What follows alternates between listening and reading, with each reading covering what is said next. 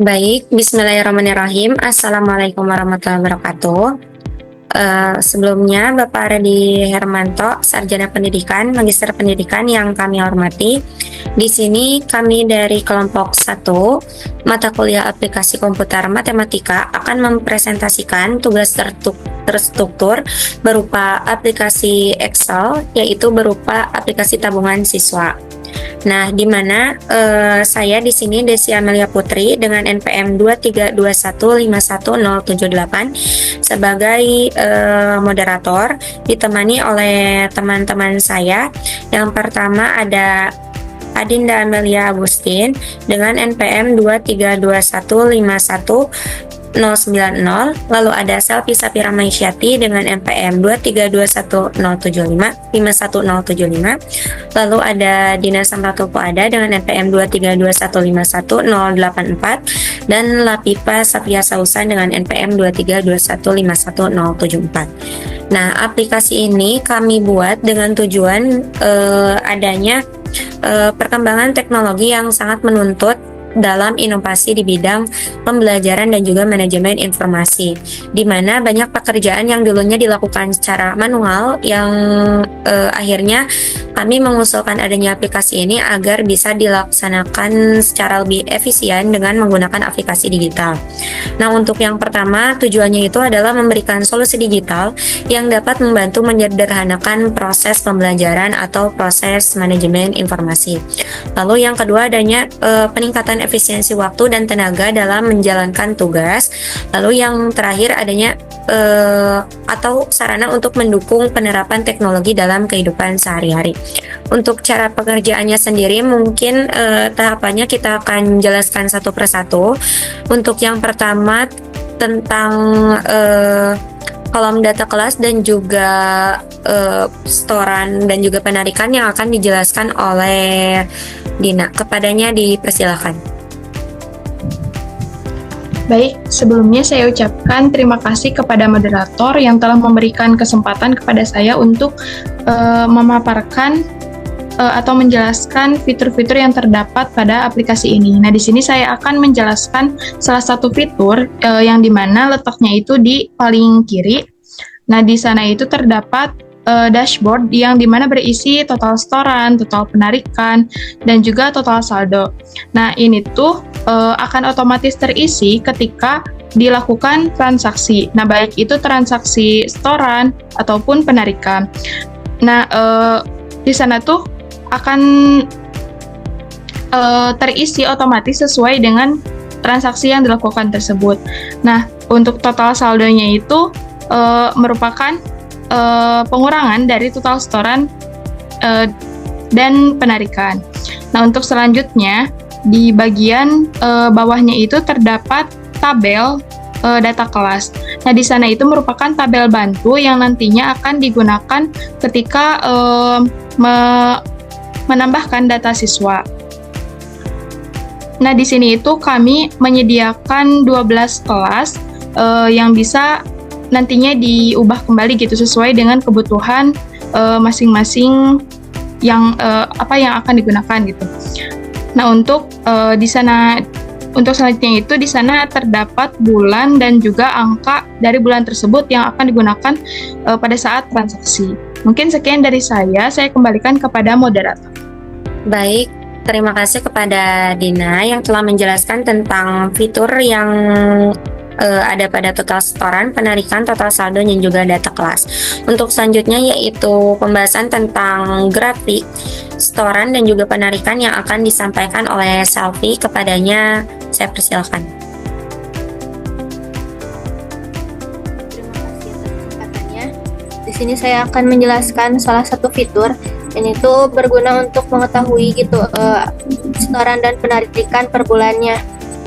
Pada tabel ini tuh ada kolom kelas, setoran, penarikan, sama nanti ada total dari setoran dan penarikannya. Kemudian di sebelah kanannya ada grafik dari setoran dan penarikan. Nah, langsung saja kita coba ya. Misal bulan. Nah, bulan ini karena sudah ada listnya ya dari Januari sampai Agustus, kita tinggal klik saja mau bulan apa. Misal bulan Februari 2025 misal. Nah, ternyata di sini tidak ada setoran dan penarikan gitu. Jadi pada bulan Februari ini kita tidak melakukan transaksi apa-apa.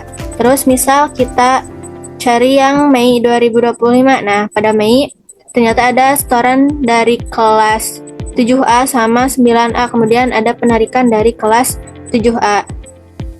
Nah, total setorannya bisa dilihat di bawah sama total penarikannya. Kemudian bisa kita lihat juga dari grafiknya gitu, yang hijau menunjukkan setoran dan yang warna pink itu menunjukkan penarikan. Nah, mungkin intinya gitu ya. Dari fitur ini tuh untuk mengetahui setoran dan penarikan per bulannya gitu dari tiap kelas. Mungkin sekian yang dapat saya sampaikan. Saya serahkan kembali kepada moderator. Baik, terima kasih kepada Selfie yang telah menjelaskan mengenai fitur grafik dari setoran dan juga penarikan. Untuk selanjutnya yaitu pembahasan mengenai prompt transaksi. Kepada Adinda, saya persilahkan. Baik, terima kasih kepada moderator yang sudah mempersilahkan saya untuk menjelaskan bagaimana cara menggunakan fitur dari transaksi. Nah, fitur dari transaksi ini dirancang untuk mencatat setiap aktivitas keuangan siswa, baik itu berupa setoran maupun penarikan. Nah, dengan fitur ini, semua transaksi yang akan tersimpan secara otomatis dan dapat dihitung totalnya, termasuk total setoran, total penarikan, dan saldo. Nah, baik, langsung saja di sini saya akan menjelaskan bagaimana cara untuk menambah transaksi. Nah, yang pertama, di sini kita klik icon tanggal.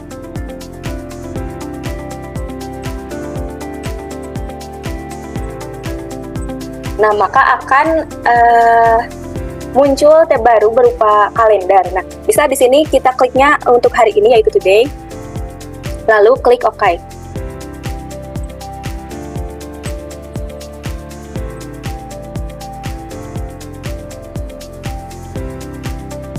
Nah, setelah diklik ya, maka tanggal, bulan, dan tahun ini akan otomatis terisi. Kemudian setelah itu, untuk mengisi nama siswa dan kelas, kita bisa klik icon pencarian pada samping NISN. Nah, kemudian di sini sudah ada tab baru yang memunculkan nama siswa dan NISN. Nah, maka kita bisa klik siswa mana nih yang akan melakukan transaksi. Nah, misal di sini kita klik siswa 1.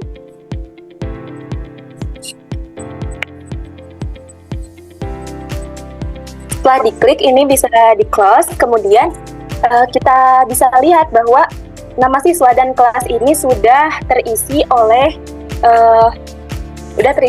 yang tadi itu. Kemudian di sini ada jenis transaksi. Nah, jenis transaksi ini bisa berupa setoran dan penarikan. Misal siswa 1 ini ingin menabung, maka klik setoran.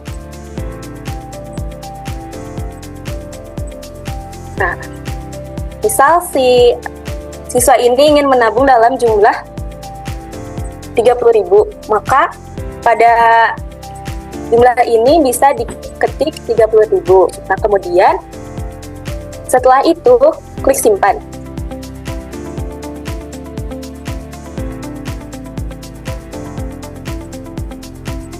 Maka data ini akan otomatis tersimpan. Nah, jika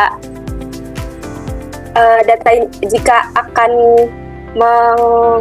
memprint struknya, maka klik yes, kalau tidak klik no. Seperti itu. Nah, lalu bagaimana jika data tadi itu salah dan sudah terlanjur disimpan? Maka kita bisa mengubahnya, kita bisa mengeditnya dengan cara klik ubah. Namun sebelumnya gitu, buka database terlebih dahulu. Kemudian cari transaksi tadi, ada di bawah, lalu klik 2 kali.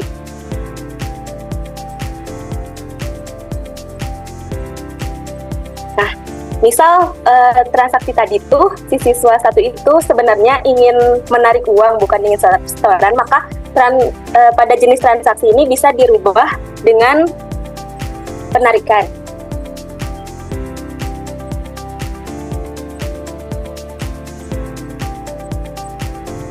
Lalu tinggal klik ubah.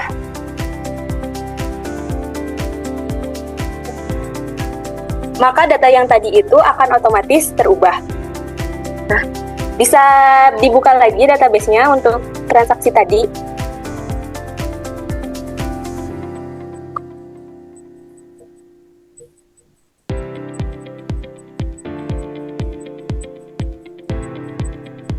Bisa diklik.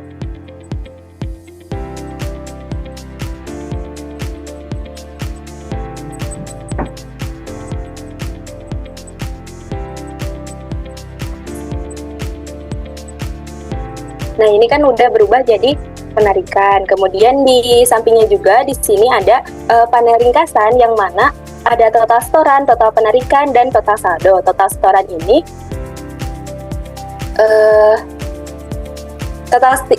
ini adalah jumlah atau nominal uang yang oleh siswa 1, kemudian total penarikan adalah jumlah uang yang pernah ditarik oleh siswa 1, dan total saldo itu merupakan selisih antara total setoran dan total penarikan. Nah, bisa dilihat di sini siswa 1 ini sudah pernah menyetorkan uang sebesar 105.000 dan kemudian menariknya sebesar 95.000, maka saldonya itu adalah 10.000. Kemudian di sini ada icon hapus juga. Icon hapus ini digunakan untuk menghapus transaksi. Lalu ada icon bersihkan. Nah, icon bersihkan ini digunakan untuk membersihkan kolom transaksi ini ketika akan merubahnya dengan transaksi yang baru, seperti itu. Mungkin seperti itu yang saya jelaskan. Saya kembalikan lagi kepada moderator. Baik, terima kasih kepada Adinda yang telah menjelaskan tentang form transaksi. Untuk selanjutnya yaitu penjelasan tentang form riwayat transaksi yang akan disampaikan oleh Lafifa. Kepadanya dipersilakan. Baik, terima kasih kepada moderator yang telah mengizinkan saya untuk menjelaskan mengenai form riwayat transaksi. Nah, ini tuh berguna untuk mengetahui riwayat transaksi yang telah dilakukan oleh para siswa. Nah, di sebelah kiri itu terdapat format di mana ada INSN, ada nama siswa, ada kelas, ada total setoran, ada total penarikan, ada juga total saldo. Nah, pengisian ini tuh tidak bisa secara manual, tetapi kita harus memasukkannya secara otomatis dengan mengklik tombol aksi cari data. Nah, setelah mengklik cari data akan muncul tab baru di mana di sini terdapat INSN dan juga nama siswa. Nah, kita harus mengklik nama siswa yang dituju 2 kali gitu. Misalkan siswa 1 diklik 2 kali lalu close tabnya. Dan format tadi otomatis terisi gitu.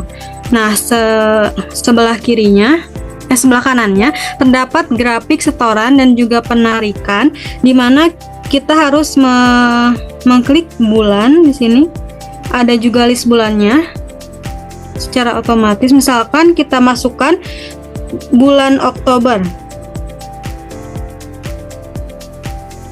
Nah, untuk tahunnya kita harus ketik secara manual, misalkan pada tahun 2024. Nah, setelah itu klik tombol refresh dan akan memunculkan grafik yang menunjukkan setoran yaitu berwarna hijau dan penarikan berwarna pink gitu. Nah, untuk di bawahnya ada nomor 1 sampai 31 itu menunjukkan tanggal suatu setoran atau penarikannya, dan di sebelah kirinya terdapat harganya gitu. Nah, kalau kita mau mencari riwayat transaksi pada siswa lain, kita harus mengklik tombol aksi yang bersihkan. Nah, otomatis ini akan terhapus dan kosong seperti awal. Nah, mungkin sekian yang bisa saya sampaikan. Saya kembalikan lagi kepada moderator. Baik, terima kasih kepada Latifah yang telah menjelaskan tentang form riwayat transaksi. Untuk selanjutnya yaitu penjelasan tentang form data siswa yang akan saya jelaskan sendiri. Di mana dalam form data siswa ini terdapat beberapa kolom yaitu dari mulai NISN, nama siswa, jenis kelamin, kelas, nama orang tua, dan juga nomor WhatsApp. Nah, ini tuh kita langsung aja ya kepada cara penggunaannya. Kita akan menambah data siswanya dari kolom NISN-nya dulu kita isi secara asal saja. Lalu untuk namanya juga sama ya. Kita akan memberi nama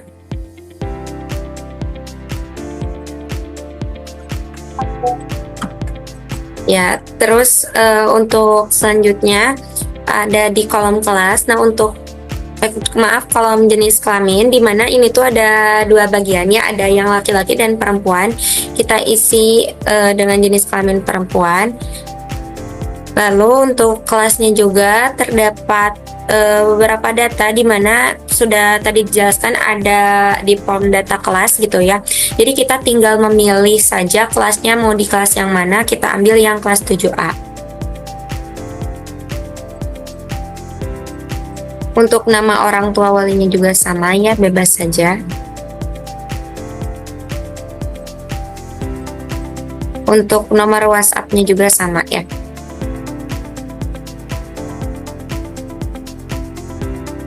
Nah, kan di sampingnya itu terdapat grafik yang menunjukkan adanya 159 laki-laki dan juga 137 perempuan, di mana anak-anak ini tuh yang masuk ke dalam database siswa yang melakukan tabungan, yaitu berupa setoran dan juga penarikan. Nah, apabila kita klik tombol aksi simpan,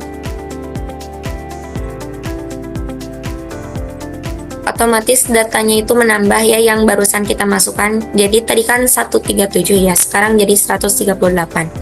Lalu untuk di sampingnya itu kan ada tombol aksi ubah.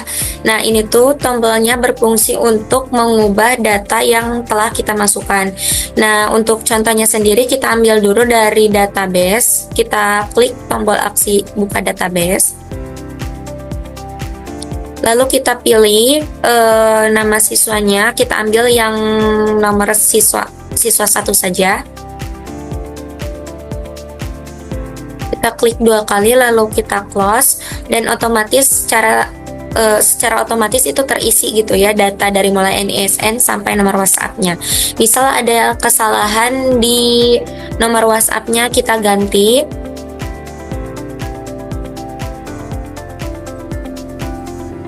Setelah itu, setelah terganti, kita klik tombol aksi ubah. Nah, itu tuh udah secara otomatis terubah gitu data dari siswanya. Lalu di bawahnya itu ada juga tombol aksi hapus. Nah, untuk tombol aksi hapus di sini itu, misal kita itu membuka database ya, kita pilih data yang mungkin kita salah masukkan, lalu nanti akan secara otomatis muncul dari NISN sampai nomor WhatsApp. Lalu ketika diklik tombol aksi hapus itu, datanya itu akan menghilang.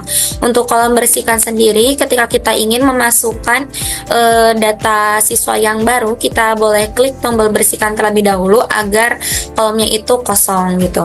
Mungkin untuk cara penggunaannya itu sekian ya yang dapat kita sampaikan.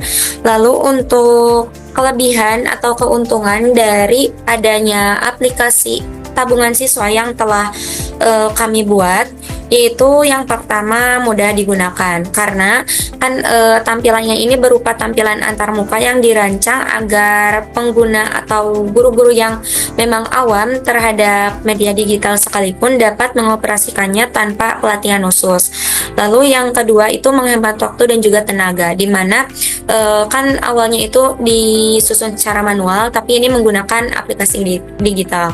Yang ketiga multifungsi, jadi aplikasi ini itu itu memiliki berbagai fitur sekaligus dalam satu platform, yaitu Excel saja. Lalu yang keempat, dapat disesuaikan. Contohnya jika ada kebutuhan atau misal data terbaru atau kelas terbaru bisa disesuaikan sendiri, dan juga tentunya tahapannya itu mudah. Dan yang terakhir itu gratis dan juga tidak berbayar, serta aplikasi ini ringan gitu, tidak memberatkan device. Nah, mungkin sekian yang dapat kami sampaikan, kurang lebihnya mohon maaf. Wassalamualaikum warahmatullahi wabarakatuh.